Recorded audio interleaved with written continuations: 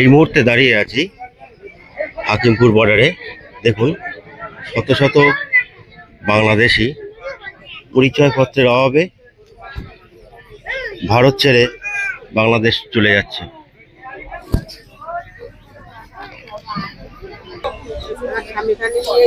হ্যাঁ, আপনি কত বছর এখানে এসেছেন?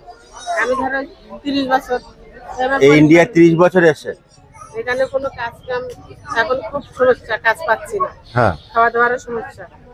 এখন হাত খুলে গেছে, সংবাদ পাইছি পয়সা কড়ি লাগবে না, চলে যাচ্ছে। যা করে পয়সা কড়ি করে ছিল খরচ বরচ করে কত তা নিয়ে নি। এবার বলো, সারা থাকতে সারা হাতে নিয়ে বেড়া, এবার কি করবো? এখানে ছিলেন কোথায়? এখানে ছিলাম না, ছিলাম কলকাতা নিউ টাউনে। হ্যাঁ, দিন মজুরি খাটতে পাতাম, যা পাতাম ওই রাস্তা। 30 বছর এসেছেন এখানে। হ্যাঁ, কাগজপত্র কিছু করতে পারেননি? কাগজপত্র পান কিনা দেবে, তুমি এখন দেবা। আমেরিকা কেউ তোমার কাছে যেরকম 60 গায়ে প্যান গায়ে বেড়েছে, তোমার মূল্য একটা মূল্য দিতে আমরা দিন মজুরি খাটছি। কি বলতে কি জাতি দেবে না, বলতে জাতি দেবে কি বন্ধু করবে কি করবে তাকে জানা। সে শুনবে তো সেই জায়গা শুনবো, ছেড়ে যাবে কি বন্ধু পিটুবে তাকে জানা। করবে এই জায়গাটা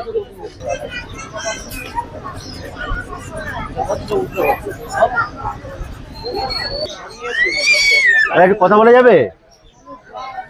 কথা বলা যাবে না? হ্যাঁ হ্যাঁ বলুন। পেটে ভাত নেই, কিভাবে কথা বলবো?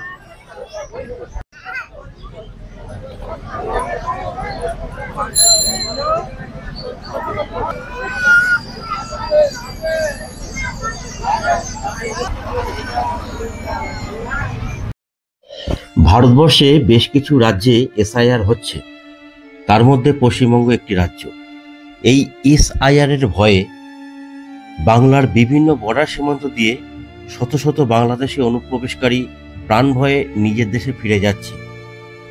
কিন্তু এই ছোট ছোট ছেলেমেয়েরা, এরা জানে না যে এসআইআর কি, এরা জানে না কোনটা ভারতবর্ষ কোনটা বাংলাদেশ। এদের কাছে সর্বশ্রেষ্ঠ আশ্রয় হচ্ছে তার মা বাবা। আজ এই অবৈধ অনুপ্রবেশকারী মা বাবার জন্যই এই নিষ্পাপ ছেলে মেয়েদের ভবিষ্যৎ নষ্ট হতে চলেছে। আর এরা শুধু সবুজ সংকেতের অপেক্ষায় আছে। এই সবুজ সংকেত পেলে এরা যে যা নিজের দেশে অর্থাৎ বাংলাদেশে ফিরে যাবে।